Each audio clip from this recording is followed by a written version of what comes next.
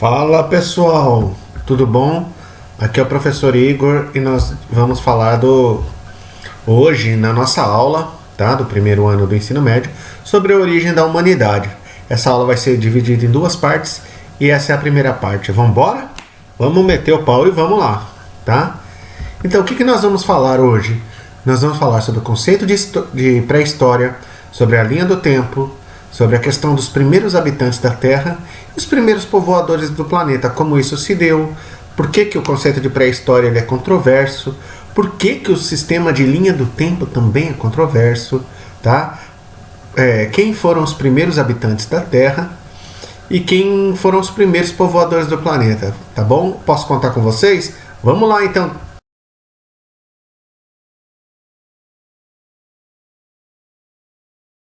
Qual que é o conceito de pré-história? Tá? O que é pré-história e por que ela é um conceito controverso? Quando começou a haver a história como ciência, o estudo da história como cátedra, tá? Ela teve uma base racional de pensamento, tá? E uma delas foi o positivismo. E no sistema positivista, a ciência ela tem que ser documentada. Então a história, tá? Ela era vista como tudo o que era documentado. E o que não era documentado era pré-história, tá? Ou pré-civilização. Então, ele é controverso, a ideia de pré-história, porque hoje em dia você não pode falar que o que não é escrito, ou que os povos que não têm escrita, eles não têm história.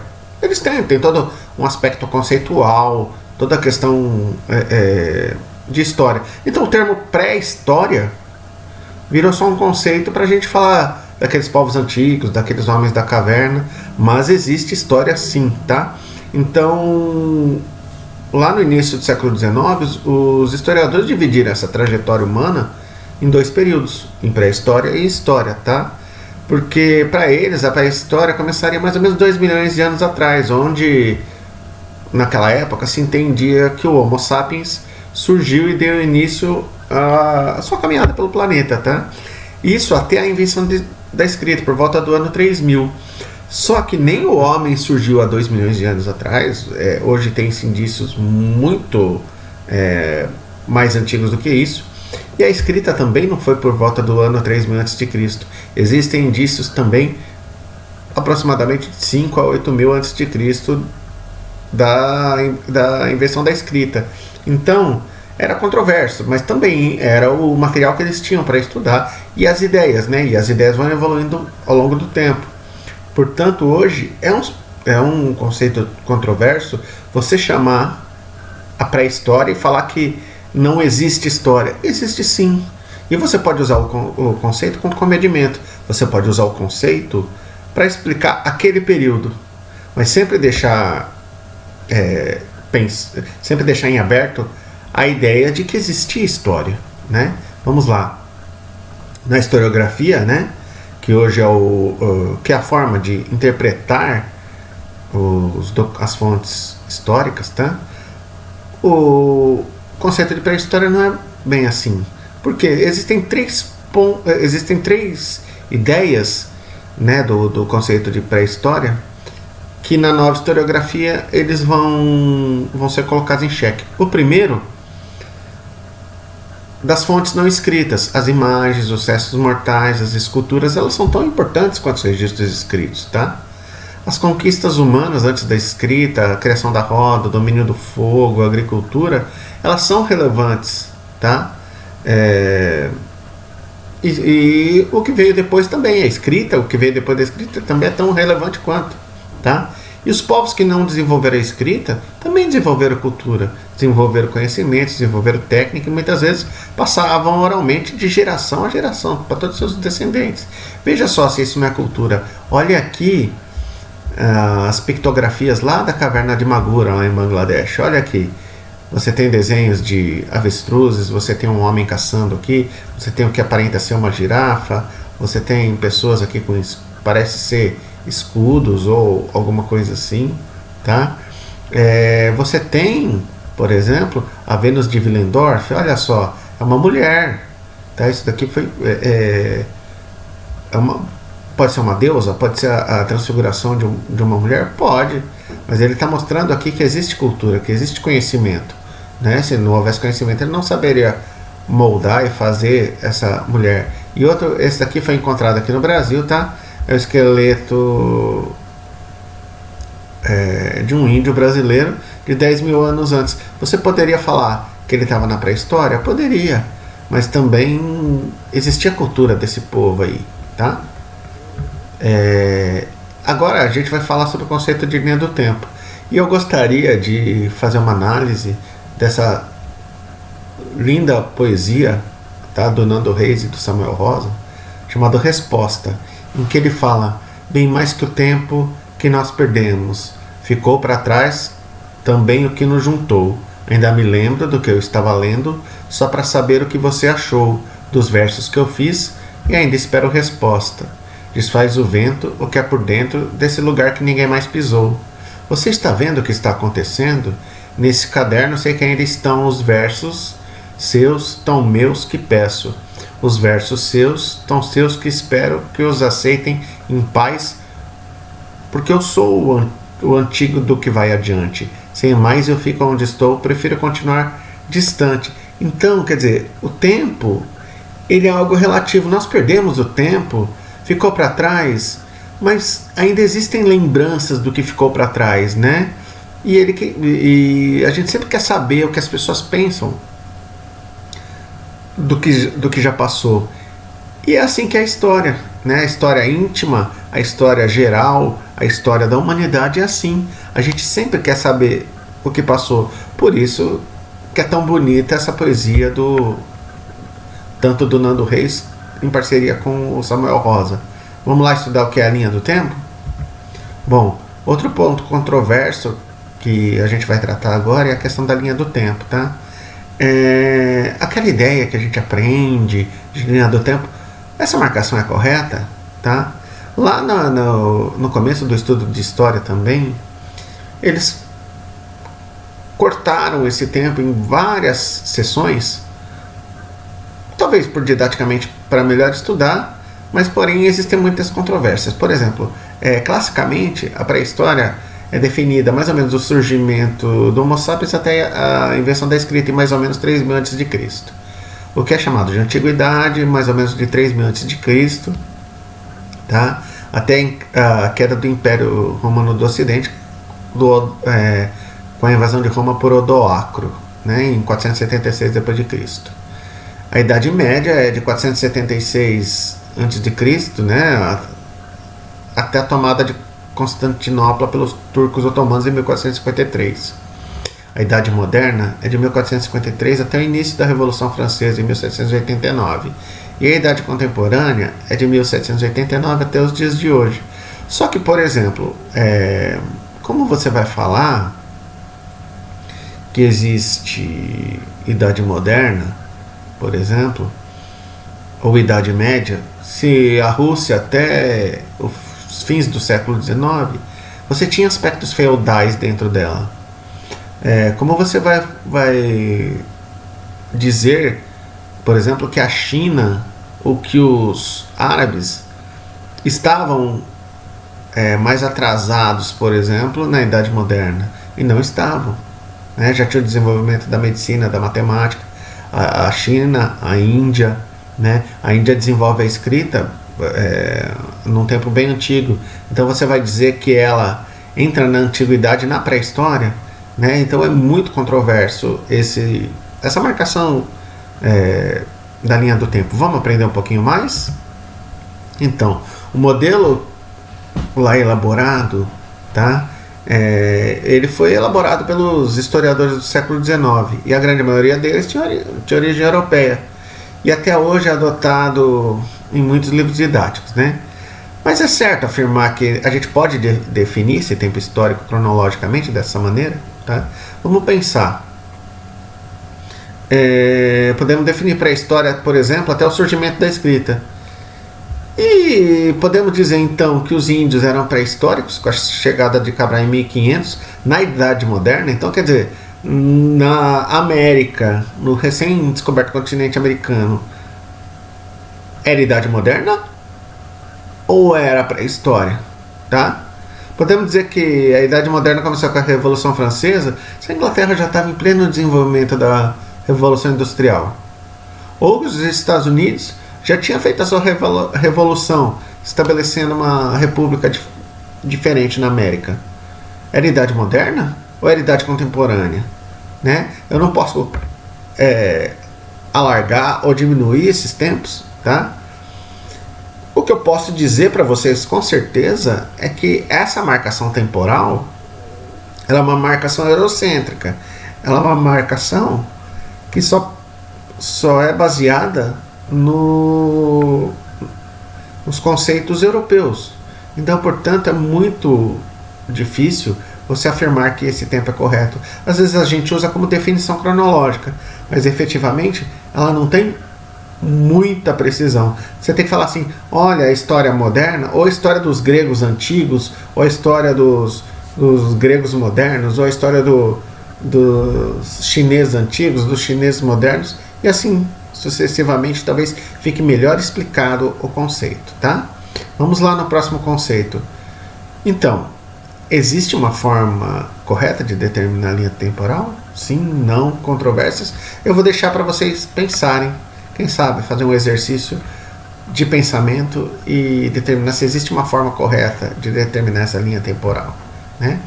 E a linha do tempo, ela vai trabalhar sempre, por exemplo, quando a gente vai tratar dos primeiros habitantes da Terra, tá? Mas a história, ela é cheia de controvérsias, ninguém tem a verdade absoluta. Mas um dos poucos consensos entre os historiadores é que o homem moderno, o Homo sapiens, ele apareceu lá no continente africano, numa região conhecida como Rift Valley. Ali, o Vale da Fenda, mais ou menos abrange um pouco da Etiópia, do Quênia, da Tanzânia, mais ou menos há 70 mil anos atrás, tá? O homem moderno foi fruto de uma longa evolução. Porém, evolução não quer dizer que tenha sido uma progressão constante, mas uma mudança ao longo do tempo, tá? Ele não mudou, saiu de um e foi para o outro automaticamente. Eles conviveram juntos muitas vezes, o Homo sapiens com outros, com o Homem Neandertal ou com o Homo afarensis. Eles foram andando na linha do tempo. Didaticamente, eles se separaram dessa forma. Porém, existe muita controvérsia também, tá? Mas um bom consenso é que o homem surgiu na África. Segundo algumas teorias, certas espécies de hominídeos viveram ao mesmo tempo, poderiam ter se entrecruzados, né? Levando ao longo de milhares ou milhões de anos e inúmeros processos de mutação genética ao que hoje a gente entende como Homo sapiens. Essa teoria aparece bastante no livro do Yuval Harari, né? Sapiens. Vale a pena dar uma lida no capítulo 1 que explica essa evolução e essa esse constante convívio do Homo sapiens com outras espécies de hominídeos, tá? Então, a paleontologia, aparece a paleontologia como uma ferramenta do estudo dos fósseis para explicar melhor como se deu esse processo, tá? Os hominídeos, né, ou os nossos antepassados, chamados por diversos cientistas de hominídeos, tá? Eles surgiram provavelmente na África, ali naquela região entre o Quênia, Etiópia e Tanzânia. Os primeiros conhecidos como Ardipithecus, lá entre 4 milhões e meio e 4 milhões de anos atrás. Se você voltar no conceito clássico de linha do tempo, o homem surge há 2 milhões de anos atrás. Então, quer dizer, o Ardipithecus já surgiu 2 milhões e meio de anos antes do que o nosso querido Ardipithecus, tá? Mais tarde, por volta de 3 milhões e meio e 2 milhões e 800 mil anos atrás, apareceram outras espécies de hominídeos, os Australopithecus, tá? E o Australopithecus já mostra que a caixa craniana do homem já vai aumentando. Eu vou mostrar uma tabelinha de algumas características de alguns hominídeos, porém existem muitos mais, mas esses são os principais e mais conhecidos, tá? Nós temos o Homo habilis, que surgiu lá mais ou menos há 2 milhões de anos atrás, tá? Tinha uma caixa craniana de aproximadamente 650 centímetros cúbicos, tá? Ele é considerado mais ou menos o primeiro representante do gênero Homo, tá? Ele sabia já fazer utensílios de pedra, ele caçava, pescava, cortava e, e com esses utensílios ele conseguiu introduzir a carne na dieta. O segundo, mais conhecido, é o Homo erectus, tá? Ele viveu mais ou menos há 1,5 milhão de anos atrás, tá? Ele já tinha uma caixa craniana de mais ou menos 1.000 centímetros cúbicos, tá? Em que ele aperfeiçoou esses instrumentos de pedra, o que possibilitou caçar animais maiores. Foi nesse período em que houve o domínio do fogo, e dessa forma ele conseguiu habitar algumas regiões mais frias, como a Europa, a Ásia, né? Com o fogo ele conseguia espantar os animais, conseguia melhorar a sua alimentação. Então já foi uma evolução e uma revolução na questão do desenvolvimento humano, tá? Outro conhecido é o Homo sapiens neanderthalensis, tá? Ele viveu cerca de mais ou menos 200 mil anos atrás. Pesquisas recentes mostram que o volume craniano do homem de Neandertal pode ter sido até maior do que o do Homo sapiens, o homem moderno. Muitos desses fósseis, né, foram encontrados na caverna, e aí é o que a gente associa ao homem da caverna, homem das cavernas. Acredita-se que ele foi contemporâneo do homem moderno, porém os motivos da sua extinção eles são controversos, tá? Eles praticavam coleta de frutas, pesca, eles viviam em sociedades já de mais ou menos 30 pessoas, tá? Criava sepultura coberta de pedra e terra, então eles tinham alguma forma de cultivo da terra e da religião, tá? Já o Homo sapiens, que somos nós, os homens modernos, surgiu mais ou menos há 100 mil anos atrás, tá? E é a nossa espécie, tá? Que tem origem na África, se espalhando também por todos os continentes, adaptando-se a qualquer ambiente. A caixa craniana já tinha mais ou menos 1.500 centímetros cúbicos. Pode ver, ela é quase 3 vezes maior do que a do Homo habilis.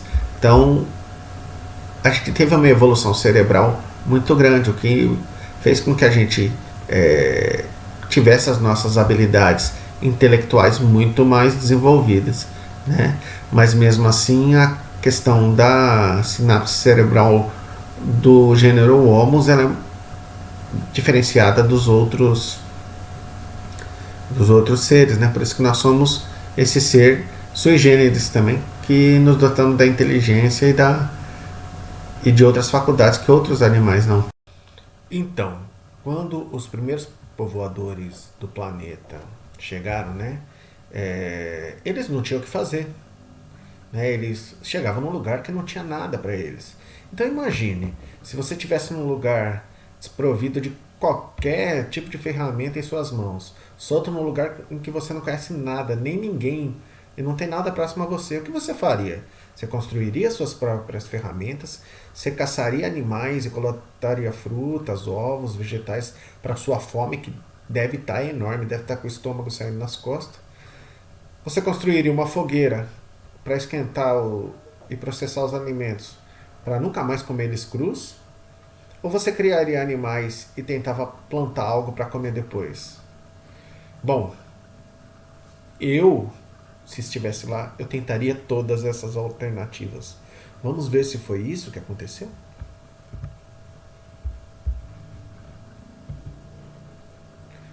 Pois bem, os primeiros habitantes do planeta tinham as mesmas dúvidas. Imagina a dificuldade que era sobreviver naquela época, tá? Assim, a gente pode dizer que ao longo da jornada do povoamento do planeta pelo Homo sapiens, por conta da sua inteligência, devido à caixa craniana cada vez maior em relação aos seus antepassados e da sua capacidade de adaptação a qualquer ambiente terrestre, né? Ao longo do tempo foi se desenvolvendo e passando um processo de apuramento dessas características de adaptabilidade e inteligência para a gente chegar ao que somos hoje, tá? Hoje nós somos 13 bilhões de seres humanos. Para que esse estudo fique mais fácil, os historiadores separaram a história em 2 grandes períodos, o Paleolítico e o Neolítico, tá? O Paleolítico, mais ou menos, ele vai entrar cerca de 2 milhões de anos atrás, surgimento do gênero Homo, até o ano 10.000, 10 mil anos atrás, mais ou menos, quando se deu a invenção da agricultura. Para frente teve a metalurgia, mais ou menos, que foi já no Neolítico, né? A invenção da agricultura também no Neolítico. E a invenção da escrita 3 mil anos atrás, mais ou menos. Esse era como os clássicos adaptavam. E também é controverso, né? Porque se você não tem a invenção da escrita, você ainda é pré-histórico, né? Se você não conhece a metalurgia, por exemplo, você tinha os incas que não conheciam o ferro e o aço. Você faria o quê? Você falaria que eles eram pré-históricos, porém tinham uma inteligência matemática e arquitetônica gigante? Não, não podemos dizer isso. Né? Então é muito controverso esse sistema, mas é assim que eles dividem as separações temporais, né? Então, e foi no Paleolítico, que significava pedra lascada, que os grupos humanos começaram a desenvolver suas primeiras ferramentas, tanto para caçar, quanto para coletar frutas, vegetais, ovos. Dessa forma aparecem as primeiras formas rudimentares, ó, de lança, pedra cortante, faca, agulha, ó, aqui a gente tem ponta de lança, faca, machado, agulha, colares, adorno, ó, basicamente feita de pedra e osso, dente de animais e muitos outros materiais que estavam disponíveis, né? Ó, aqui ponta de flechas, ponta de lanças, facas. Então era assim que eles sobreviviam, né? Na sociedade paleolítica também já pode ser identificado o início da divisão do trabalho, separando as tarefas de acordo com gênero e idade. Tá? Aos homens cabia a função de caçar, pescar, construir e proteger o seu núcleo familiar. As mulheres e crianças e as crianças maiores de preparar os alimentos, coletar frutos e vegetais. Também a este grupo era atribuída a função de cuidar das crianças menores. E era assim naquela época, lá, milhões de anos atrás, que a sociedade humana era estruturada. Ainda no Paleolítico, nós nos tornamos caçadores, coletores e cada vez mais eficientes. Uma invenção impressionante foi o arco e flecha. Né? Agora podia caçar de longe um animal, podia buscar fazer emboscada, pegar animais mais velozes. Então, esse grupo conhecido na história é conhecido como caçadores e coletores. Quer dizer, eles eram nômades, acabavam também. Acabava a caça naquele local, acabava a coleta de frutas, de ovos naquele local, eles iam embora, iam procurar outros lugares. E assim eles não tinham uma parada fixa. E o homem ia andando por todo esse planeta gigantesco, até então despovoado pelo gênero Homo. Né? Ia povoando cada vez mais, porém eles iam andando até acabar os recursos daquele determinado local. Né? Outro evento revolucionário lá naquele período foi o domínio do fogo. Com o domínio do fogo, a nossa vida mudou muito. Né? Agora eles podiam se aquecer, sobreviver em regiões mais geladas, ter luz à noite, afugentar animais mais perigosos e cozinhar os alimentos. A carne, quando você cozinha ela se torna mais digestível e ela pode ser conservada por mais tempo. Tá? E isso fez aumentar o tempo de vida dos grupos humanos, né? Vai aumentando a expectativa de vida, olha que interessante. E para ter uma ideia de como foi feito, tem um filme chamado A Guerra do Fogo, de 1981, uma produção franco-canadense de Jean-Jacques Annaud. Que invenção mais revolucionária que foi. Então vamos lá, e a partir dela o homem começou a fazer vários processos de descobertas que acabaram levando às cidades. Vamos lá? Olha só, depois da invenção do fogo, uma outra invenção importante foi a agricultura. Tá? As primeiras evidências da agricultura foram do trigo e cevada no Oriente Médio, do milho na América, do sorgo na África, do arroz na China. Com a agricultura veio a domesticação de animais, Com a agricultura, a domesticação de animais, veio o processo de sedentarização. Os homens não eram mais nômades, eles se estabeleceram num lugar. Foi descoberta a cerâmica para guardar efetivamente esses grãos que eram plantados, tá? Com o processo de descoberta do fogo, da domesticação de novos animais, veio a produção de novos instrumentos de trabalho, veio a metalurgia, que aperfeiçoou esses instrumentos de trabalho, né? Primeiro com a descoberta do zinco, só que o zinco era muito mole, né? Depois com a descoberta do bronze, né? Que era a mistura do estanho com o zinco, né? Que foi dar o bronze. Nisso, com a sedentarização, começa a ver o crescimento populacional, tá? Com o crescimento populacional, as pessoas começam a produzir mais e começa a ter também um excedente. E esse excedente vai gerar comércio, em que você, por exemplo, você produz um grão, o outro produz outro alimento que você precisa, você faz essa troca, né? São as primeiras ideias comerciais que existem já entre os homens, e isso antes na chamada pré-história, tá? Aqui tem uma ilustração que é da Câmara Mortuária do Senedjen, que tem mais ou menos uma reprodução de como era essa questão da domesticação dos animais, da agricultura e da construção, né, dos aparelhos, dos instrumentos de trabalho na terra, tá? Todos esses eventos que acabaram surgindo com a agricultura levou o homem à sua descoberta mais revolucionária, que sem a agricultura talvez o homem não tivesse inventado nada disso, nem a roda. A partir daí a gente seria dominante em todo o planeta, tá? Por conta dessa sedentarização, foram criando vilas, foram criando pequenas vilas, e as vilas viraram cidades, tá? E dos abrigos nas plantações das aldeias às cidades, foi um processo que se desenvolveu por vários fatores. Mas o mais importante deles é a questão de estar próximo dos rios, próximo da água, né? Com a água você consegue melhorar a sua plantação, você tem abastecimento dos animais, você tem o seu abastecimento. Então você teve o Crescente Fértil, que é essa região aqui, ó, né? Que vai do Golfo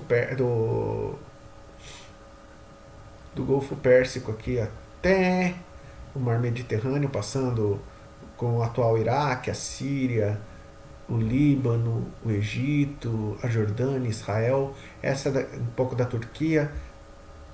Essa região é uma região chamada Crescente Fértil, que é muito fértil e tem muitos rios por aqui. Você tem o Rio Tigre, o Rio Eufrates, você tem o Rio Nilo no Egito, tá? Na região da Índia, aqui, né? Na região da Índia aqui, você tem o Rio Ganges, tá? Na região da China, o rio Huanghe, o rio Yangtze. Portanto, a gente pode dizer que as cidades que cresceram próximas a esses rios eram dependentes da agricultura. A agricultura abastecia essas civilizações. Então a agricultura ainda continuou como o processo econômico e social mais importante, né? E quem detinha a agricultura, detinha essas terras, acabaram sendo os primeiros chefes desses novos pontos de sedentarização que a gente vai chamando de civilização, tá? E portanto quem tinha mais poder, quem tinha mais terra tinha mais poder, tá?